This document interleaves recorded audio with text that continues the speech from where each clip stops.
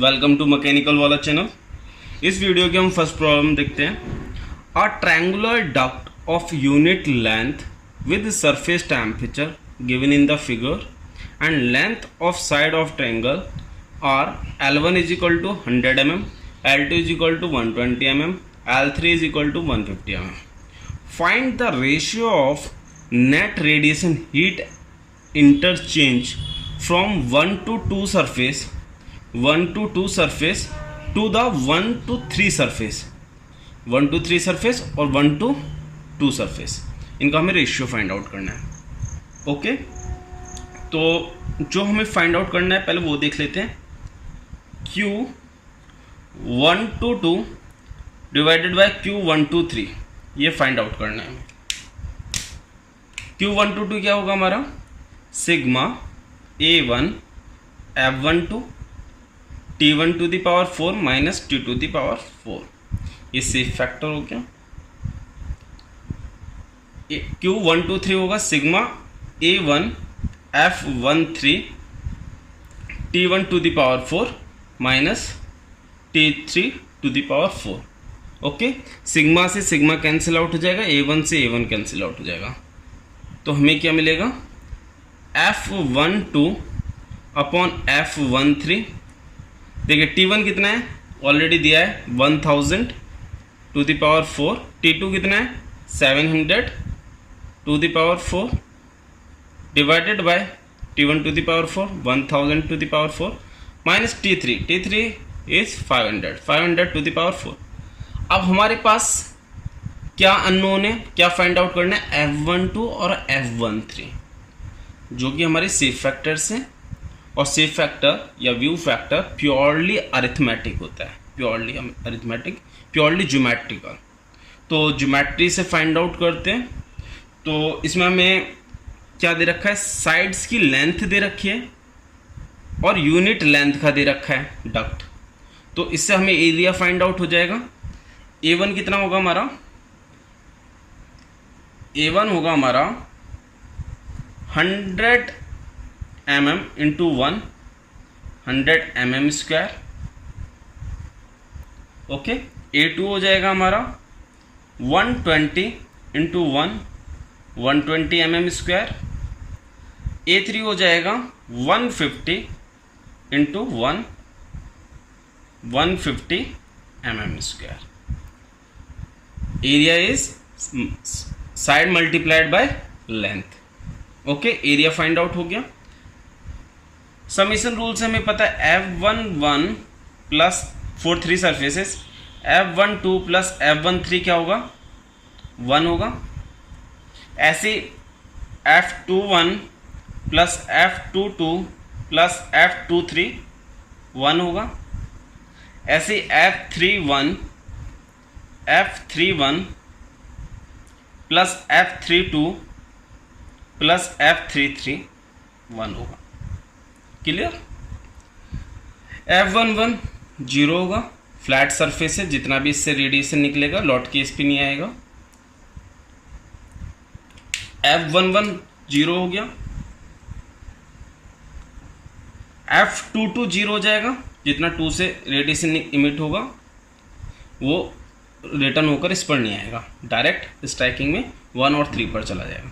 ऐसे ही F33 0 हो जाएगा। तो हमारे पास क्या बचा? F12 plus F13 is equal to 1, F21 plus F23 is equal to 1, F31 plus F32 is equal to 1। Simplify करके हमें ये 3 इक्वेशंस मिली। ओके, अब क्या करेंगे? इक्वेशन फर्स्ट में A1 से मल्टीप्लाई करेंगे, इसे मैं नाम दे देता हूँ। ये सपोज इक्वेशन मेरी A हो गई, ये मेरी B हो गई, ये मेरी C हो गई। इक्वेशन A में मैं A1 से मल्टीप्लाई करूँगा, इक्वेशन B में मैं A2 से, इक्वेशन C में A3 से मल्टीप्लाई क्यों करूँगा? क्योंकि मैं फिर रेसिप्रोसिटी थ्योरम यूज़ करके और सिंप्लीफाई करूँगा, और या तो मैं F12 की वैल्यू मिलेगी या F13 की मिलेगी, फिर उसे इसमें रख के दूसरे सेफ फैक्टर की वैल्यू फाइंड आउट कर लूँगा। ओके, तो देखते हैं, सॉल्व करते हैं। फर्स्ट इक्वेशन में a1 से मल्टीप्लाई किया तो मुझे मिला a1 f12 plus a1 f13 is equal to a1। Second में a2 से मल्टीप्लाई किया, a2 f21 plus a2 f23 is equal to a2।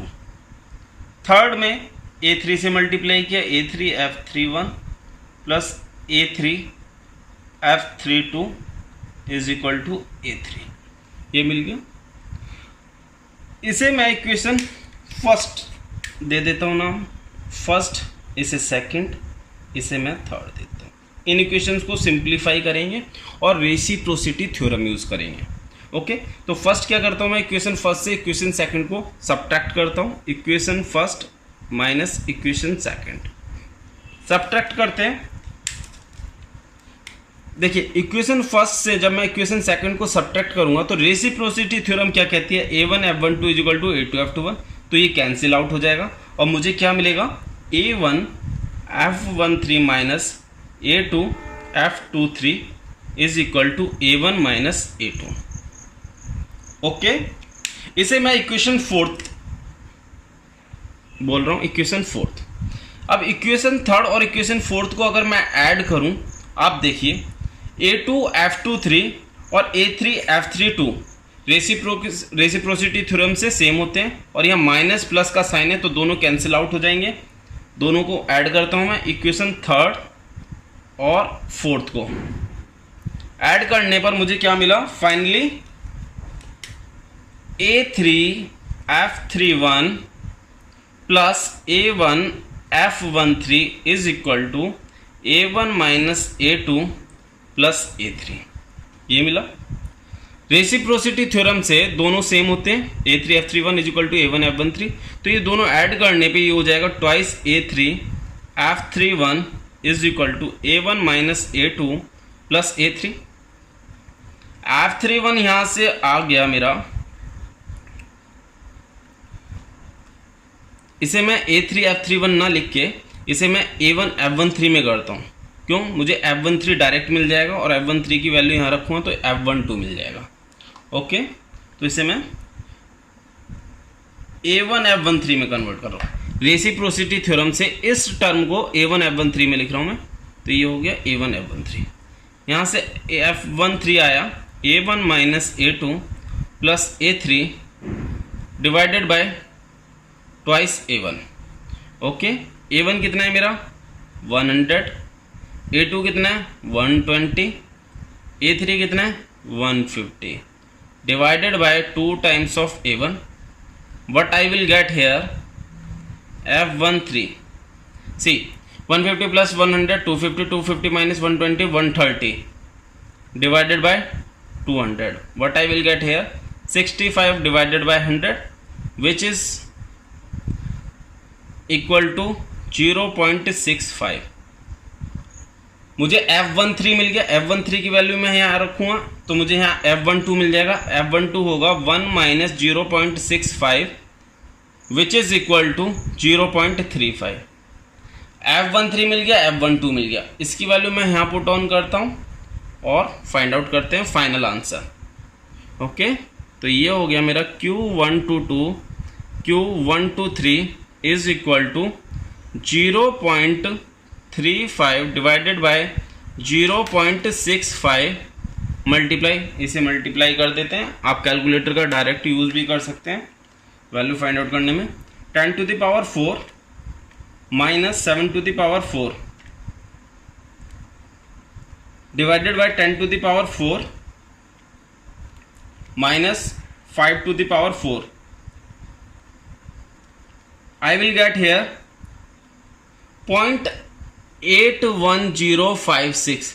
Exam में टाइम सेव करने के लिए आप डायरेक्ट मल्टीप्लाई करना, multiplied by 35 divided by 65, I will gate 0.4364।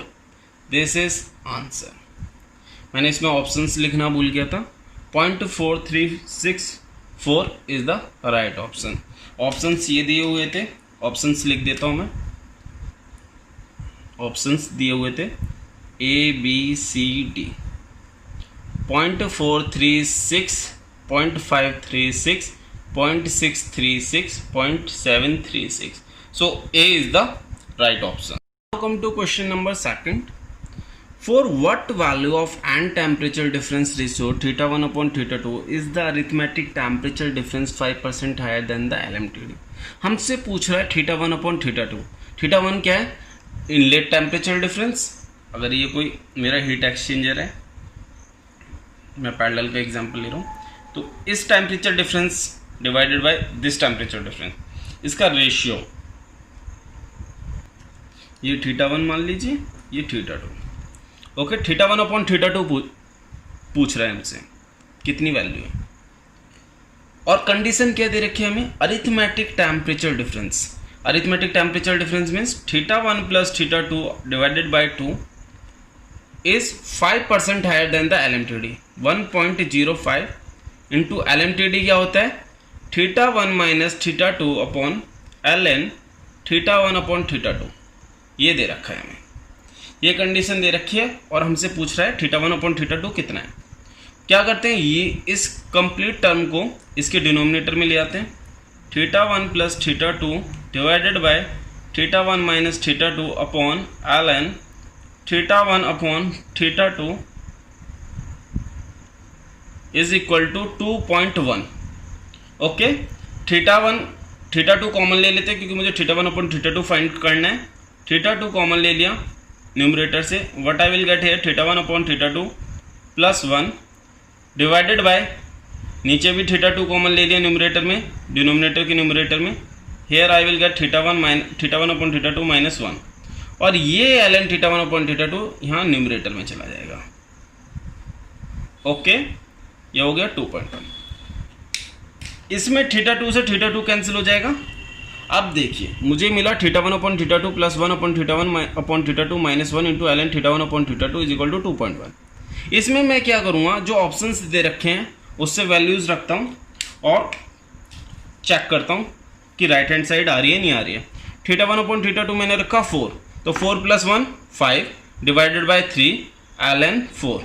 Check करते हैं, 5 डिवाइडेड बाय 3 इंटू ln 4, ये वैल्यू आ रही है निकल के 2.3104. ये वैल्यू निकल के आ रही है. ओके, अब मैं 2.2 रख के देखता हूँ. 2.2 रखूँगा, 2.2 plus 1 3.2 divided by 1.1 into ln 2.2. Check करते हैं कितनी आती है. 32 divided by 11 into ln 2.2. Here I am getting 2.29. Okay, 2.29. और बाकी वैल्यूज भी रख के देख लेते हैं. 3 रखूँगा, 3 प्लस 1 4 हो जाएगा, डिवाइडेड बाय 2 ln 3, तो ये हो गया 2 into ln 3 which is equal to 2.19, which is equal to 2.19. 3.5 रख के देख लेते हैं. 3.5 रखेंगे तो ये हो गया 4.5 divided by 2.5 into ln 3.5. Here I will get 45 divided by 25 into ln 3.5 which is equal to 2.25. जो वैल्यू सबसे क्लोज होगी आप उस पर टिक कर दीजिए. तो यहाँ पर जो मैं देख रहा हूँ सबसे क्लोज जो वैल्यू आ रही है 2.1 के, विच इज इक्वल टू 2.19. 2.1943 सबसे ज़्यादा क्लोज है, तो C is the right option. Okay, now move on to next. Now come to question number 3. A plain wall of 0.2 meter thickness and thermal conductivity 25 watt per meter Kelvin is uniformly generating heat within the slab. Plain wall या slab बोल लूँ. The slab is exposed to a fluid at 92 degrees Celsius and the convection heat transfer coefficient between the wall and the fluid is 500 watt per meter square Kelvin. If the uniform volumetric heat generation within the slab is 0.3 megawatt per meter cube, maximum temperature in the wall is. तो जो fundamental equation of heat conduction से हम maximum temperature drive करते हैं, तो उसके लिए जो हम फिगर ड्रॉ करते हैं सेम यहाँ ड्रॉ करेंगे. इससे थोड़ा इजी हो जाता है अगर हम सेम पैरामीटर्स लेकर ड्रॉ कर रहे हैं. इन दोनों के भी वॉल की जो थिकनेस हम मानते हैं उसमें 2L मानते हैं, 2L। और ये जो सेंटर है, सेंटर पे ये x इज इक्वल टू 0 और यहाँ हो गया x is equal to plus L, left hand side x is equal to minus L. Surface temperature Ts, दोनों तरफ heat transfer coefficient H, ambient temperature T infinity, ये conditions दी होती थी। और इसमें वॉल्यूमेट्रिक हीट जनरेशन हो रहा है Q डॉट। तो इसमें जो फॉर्मूला हम ड्राइव करते हैं मैक्सिमम टेम्परेचर का, वो आता है हमारा T max is equal to T plus Q dot x square upon 2K। इसे हमेशा याद रखना एग्जाम में, क्योंकि आप सारे फॉर्मूलेज याद नहीं रख पाएंगे। मैंने हमेशा बताया कि स्लैब के केस में ये वाला फॉर्मूला याद करना होता है, सिमिलरली सिलेंडर के केस में, स्फीयर के केस में, और फिर इन फॉर्मूले से आप अदर फॉर्मूलाज ड्राइव कर सकते हैं। जैसे कि अगर आप यहाँ देखें, यहाँ पर आपको मैक्सिमम टेम्परेचर फाइंड करना है और आपको फ्लूइड का टेम्परेचर दे रखा है, एक्सपोज फ्लूइड का।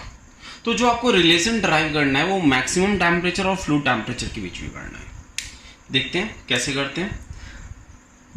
Eight x is equal to L, temperature हो जाएगा हमारा Ts, इसे रख देते हैं इसमें, तो ये हो जाएगा T max is equal to Tx plus Q dot x square upon 2K। Okay, surface temperature आप फाइंड आउट कर सकते हैं। अब आप सोच रहे हो कि मैं ये सब ड्राइव क्यों कर रहा हूँ, मैं डायरेक्ट फॉर्मूला रख देता हूँ। लेकिन जब आपके पास बहुत सारे फॉर्मूलेज होंगे तो आप मिस्टेक होने के चांसेस ज़्यादा होंगे। तो अब सरफेस टेम्परेचर आपको फाइंड आउट करना है, तो कैसे करेंगे। स्टेडी स्टेट कंडीशन के लिए जितनी अमाउंट ऑफ हीट इसमें जनरेट हो रही है, कितनी जनरेट हो रही है, Q into volume, volume A into 2L is equal to heat convection से दोनों साइड से जो ट्रांसफर हो रही है। ओके, तो ये हो गया H into 2A into Ts minus T infinity. यहाँ से देखिए 2A से 2A कैंसिल हो जाएगा और आपको मिलेगा Ts is equal to T infinity plus Q dot L upon H। ये मिला Ts is equal to T infinity plus Q dot L upon H। इसकी वैल्यू यहाँ रख देते हैं, तो ये हो जाएगा वो T infinity plus Q dot L upon H plus Q dot, यहाँ तो आपने x की जगह L पुट ऑन कर ही दिया है, तभी तो यहाँ T की जगह Ts हो गया, तो ये हुआ Q dot L square upon 2K। अब इस फॉर्मूले में आप वैल्यूज रख दीजिए, आपको T मैक्स मिल जाएगा। देखिए T इन्फिनिटी कितना दे रखा है आपको, 92 डिग्री सेल्सियस। Q डॉट आपको 0.3 megawatt, 10 to the power 6 into L कितना दे रखा है, L आपको थिकनेस दे रखी है 2L, 0.2 मीटर, तो L हो गया आपका 0.1 metre, divided by heat transfer coefficient 500 plus Q dot 0.3 into 10 to the power 6 into L कितना 0.1 का square divided by 2K। Thermal conductivity here is 25। Calculator से वैल्यू फाइंड आउट करिए, ये आएगा T max 212 degree Celsius. This is your answer. So B is the right option. Okay, now move on to next. Now come to fourth question. A hot body placed in air is cooled down according to Newton's law of cooling. The rate of decrease of temperature being K times the temperature difference from the surrounding. ये हमें एक condition दे रखी है, starting from T is equal to 0, what is the time in which body temperature will be average of its initial and surrounding temperature. देखते हैं क्या दे रखा है हमें दे रखा है rate of decrease of temperature. तो रेट ऑफ टेम्परेचर क्या होता है, dt अपॉन स्मॉल dt, ये होता है डिक्रीज में माइनस आगे लग गया, being k times of temperature difference from the surrounding, t minus t infinity. t infinity is surrounding temperature. Okay, another क्या दे रखा है हमें, बॉडी टेम्परेचर, किस टाइम में body temperature will be average of its initial and surrounding temperature. हमने मान लिया एट टाइम t या इन टाइम t टेम्परेचर क्या दे रखा है, average of initial T I plus surrounding temperature. Okay, ये टी आई किस पर होगा, at T is equal to 0, तभी तो इनिशियल हुआ, starting from T is equal to 0। अब क्या करते हैं इसमें, t माइनस टी इंफिनिटी को डिनोमिनेटर में ले आते हैं, minus D T upon T minus T infinity, D T इधर चला जाएगा, k into D T. Okay, integrate कर देते हैं, time t is equal to 0 से t is equal to T. Okay, t is equal to 0 पे temperature कितना है, initial T I, t is equal to T पर कितना है मेरा टेम्परेचर, ये जो t है। ओके, इंटीग्रेट करते हैं, माइनस बाहर ले लिया, ln t minus T infinity ये हुआ, divided by 1 limit T I T. Okay, ये हुआ k, इसकी लिमिट हो जाएगी, ये आ जाएगा हमारा t minus 0 which is equal to T. Okay, ये हो गया माइनस ln, एक स्टेप हटा देता हूं, t minus T infinity upon T I minus T infinity, क्योंकि अगर मैं लिमिट रखूंगा तो ln t minus T infinity minus ln T I minus T infinity होगा, ln a minus ln b को मैं ln a अपॉन b लिख सकता हूं। ये देखिए, क्लियर, ये हो गया kt। इसमें मैं t की वैल्यू रख देता हूं जो मुझे दे रखी है, कंडीशन रखने पर ये हो जाएगा minus ln T I plus T infinity divided by 2 minus T infinity divided by T I minus T infinity is equal to K T minus ln, ये 2 इधर जाएगा तो minus 2 infinity minus 2 T infinity plus T infinity हो जाएगा T I minus T infinity, 2 नीचे आ जाएगा, T I minus T infinity is equal to K T. T I minus T infinity से ये कैंसिल हो गया, ये बचा ln 1 अपॉन 2 माइनस के T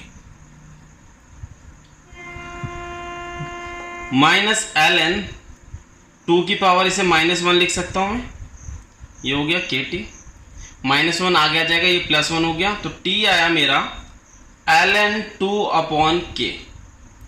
this is the final answer, t is equal to ln 2 upon k. So A is the right option. A is the right option. इसमें minus ध्यान से लेना, अदरवाइज आपका बी ऑप्शन भी लग सकता है गलती से। Okay, now move on to next. Now come to fifth problem. The net radiation exchange between two large parallel plates is to be reduced by 162 times. The number of screens required by these two surfaces are. हमें number of screens find करनी है। Take emissivity of the surface screens. Screens की emissivity 0.04 दे रखी है, data of the surfaces की 0.9 दे रखी है। Question interesting इसलिए हो जाता है क्योंकि स्क्रीन्स और सर्फेसेस की इमिसिविटी डिफरेंट दे रखी है। अगर इमिसिविटी सेम दे रखी होती तो हम क्या करते हैं, Q with screen is equal to 1 upon n plus 1 into Q without screen, ये फॉर्मूला लगा देते थे और हम नंबर ऑफ स्क्रीन फाइंड कर लेते थे। बट इसमें ऐसा नहीं करना है, इसमें हमें इमिसिविटी सरफेसेस और स्क्रीन की डिफरेंट दे रखी है। तो हम बिल्कुल बेसिक से चलेंगे। बेसिक क्या कहता है, जैसे ये दो सरफेसेस है, ठीक है, दो सरफेसेस है। अभी यहां पर सरफेस रेजिस्टेंस और स्पेस रेजिस्टेंस कितना है, देखिए सरफेस रेजिस्टेंस और स्पेस रेजिस्टेंस कितना है। देखिए सरफेस रेजिस्टेंस कितना है, इधर से तो ये इंसुलेटेड रहती है, इनसाइड में रेडिएशन हीट एक्सचेंज हो रहा है। एक इस सरफेस का हो गया, एक इस सरफेस का हो गया, दो सरफेस रेजिस्टेंस हो गए। स्पेस रेजिस्टेंस इन दोनों के बीच में स्पेस ये है, तो एक रेजिस्टेंस स्पेस का हो गया। ओके, स्पेस रेजिस्टेंस आपको पता है ये क्या होता है, 1 अपॉन A1 F12। जैसे अगर मैं इसे 1 सरफेस मान लेता हूं, इसे 2 मान लेता हूं। और सरफेस रेजिस्टेंस क्या होता है, 1 minus epsilon upon epsilon A, ये होता है। अगर ये 1 के लिए देखूंगा इसकी एमिसिविटी और इसकी एमिसिविटी अगर दोनों की डिफरेंट है तो ये 1 minus epsilon 1 upon epsilon 1 A1 इसका हो जाएगा, इसका 1 minus epsilon 2 upon epsilon 2 A2 इसका हो जाएगा। और जब लार्ज पैरेलल प्लेट्स दे रखी होंगी तो एरिया को हम यूनिट्स यूज करते हैं। ओके, तो यहां पर सबसे पहले आपका रेजिस्टेंस का कंसेप्ट क्लियर होना चाहिए कि जब कोई स्क्रीन नहीं है तो सरफेस रेजिस्टेंस 2 है और स्पेस रेजिस्टेंस मेरा 1 है। अगर मैं इन दोनों सरफेसेस के बीच में एक स्क्रीन डाल देता हूं तो अब क्या होगा, मेरा सरफेस रेजिस्टेंस मेरे कितने हो गए, एक स्क्रीन डालने पर सरफेस रेजिस्टेंस हो गए मेरे 4। देखिए, एक यहां का हो गया, एक यहां का, 2 एज इट इज जो पहले की थे। इस स्क्रीन का लेफ्ट साइड और राइट साइड का एक एक बढ़ गया तो कितने हो गए, रेजिस्टेंस 4 हो गए, 2 + 1 + 1। क्लियर। और स्पेस रेजिस्टेंस कितने हो गए, पहले एक था, स्क्रीन को डालने के बाद एक इधर का स्पेस एक इधर का, तो 2 स्पेस रेजिस्टेंस हो गए, स्पेस रेजिस्टेंस हो गए मेरे 2। सिमिलरली अगर मैं n number of screens use करता हूं तो n नंबर ऑफ स्क्रीन्स डालने के बाद मेरा सरफेस रेजिस्टेंस कितना हो जाएगा, 2 तो सरफेसेस के रहेंगे, 2 सरफेसेस के रहे, प्लस एक स्क्रीन डालने पे मेरे 2 सरफेस रेजिस्टेंस बढ़ रहे थे, तो n स्क्रीन्स डालूंगा तो मेरे कितने सरफेस रेजिस्टेंस बढ़ जाएंगे, 2n। ओके, स्पेस रेजिस्टेंस देखिए, एक स्क्रीन डालने से एक मेरा स्पेस रेजिस्टेंस बढ़ जा रहा है, तो n स्क्रीन डालूंगा तो मेरा स्पेस रेजिस्टेंस कितना बढ़ गया, n। तो n + 1 हो गया मेरे स्पेस रेजिस्टेंस और सरफेस रेजिस्टेंस हो गए 2n + 2। क्लियर। इसमें ये 2 रेजिस्टेंसेस सरफेस वाले हैं, 2 रेजिस्टेंसेस ये जो सरफेसेस है इनका है, 2n किसका है, स्क्रीन्स का है। तो स्टार्ट करते हैं। तो पहले हम विदाउट स्क्रीन का देख लेते हैं। Q विदाउट स्क्रीन क्या होगा, Q विदाउट स्क्रीन आपको पता है sigma T1 to the power 4 minus T2 to the power 4 1 upon epsilon 1 plus 1 upon epsilon 2 minus 1, ये फॉर्मूला होता है। इस पूरी टर्म को मैं x से डिनोट कर दे रहा हूं, कैपिटल X से। क्यों, क्योंकि दोनों में सेम रहेगा, टेम्परेचर डिफरेंस तो सेम रहेगा, क्योंकि इस सरफेस का भी टेम्परेचर फिक्स है, इस सरफेस का भी टेम्परेचर फिक्स है, टेम्परेचर का कहीं पे भी कोई जिक्र नहीं है, तो इट मीन्स ऑटोमेटिकली फिक्स है। और उसी सिचुएशन में बोल रहा है स्क्रीन के लिए, तो इसके टेम्परेचर से कोई मतलब नहीं है। 1 अपॉन एप्सिलॉन 1 और एप्सिलॉन 2, एप्सिलॉन 1 एप्सिलॉन 2 दोनों का सेम दे रखा है, विच इज इक्वल टू 0.9। तो ये हो गया मेरा 2 upon 0.9 minus 1 which is equal to, ये हो गया 20 डिवाइडेड बाई 9, तो ये हो गया 11/9, 9/11x, ये हो गया 9/11x। क्लियर। अब विद का देखते हैं विच इज मोर इंटरेस्टिंग और इंपॉर्टेंट भी है, ये आपको आना चाहिए, ये आपको आ गया तो आपकी कोई प्रॉब्लम गलत नहीं होगी इससे रिलेटेड। जब ओरिजिनली हम थर्मल सर्किट में देखते हैं, थर्मल सर्किट में ड्रॉ कर देता हूं फॉर योर कन्वीनियंस। इसका एक स्क्रीन के साथ थर्मल सर्किट क्या बनता है, ये हो गया इसका, ये हो गया इसका सरफेस रेजिस्टेंस, ये हो गया इसका स्पेस रेजिस्टेंस, फिर सरफेस रेजिस्टेंस, 3 रेजिस्टेंस इधर आ गए, सिमिलरली 3 रेजिस्टेंस इधर आ जाएंगे, तो ये होगा 1 माइनस एप्सिलॉन अपॉन एप्सिलॉन ए, ये 1 अपॉन A1 F1, अगर मैं इसे 3 मानता हूं तो ये A1 1 upon A1 F1 3, 1 minus epsilon 3 upon epsilon 3A, यहां पर 1 1 कर देता हूं, समझ गए। इस सरफेस रेजिस्टेंस कितना हुआ, 1 minus epsilon 3 upon epsilon 3A, left hand side और राइट हैंड साइड में। अगर स्क्रीन के दोनों साइड की एमिसिविटी सेम दे रखी है, यहाँ लेफ्ट और राइट अलग अलग जिक्र हुआ नहीं है, तो इसलिए दोनों साइड की मैं सेम ही मानूंगा। तो अब देखते हैं, ऐसे हमारे टोटल 6 रेजिस्टेंसेस आएंगे एक स्क्रीन के लिए, लेकिन इसके लिए 2n + 2 होंगे, 1 + n होंगे। इसमें मैंने बताया 2 जो रेजिस्टेंसेस हैं वो इन सरफेस के, तो इनका सरफेस रेजिस्टेंस हुआ 2 × 1 minus epsilon upon epsilon A। Okay, और ये जो 2n है ये मेरा किसके लिए, स्क्रीन के लिए, तो स्क्रीन की मैं एमिसिविटी एप्सिलॉन डैश मान लेता हूं, ठीक है, एप्सिलॉन डैश A। और कौन सा रेजिस्टेंस बचा मेरा, स्पेस रेजिस्टेंस, 1 रेजिस्टेंस जो है स्पेस रेजिस्टेंस 1 अपॉन, इसे आप 1 अपॉन A1 F12 मान लीजिए और इसे आप n टाइम्स मान लीजिए, 1 अपॉन A1 F12।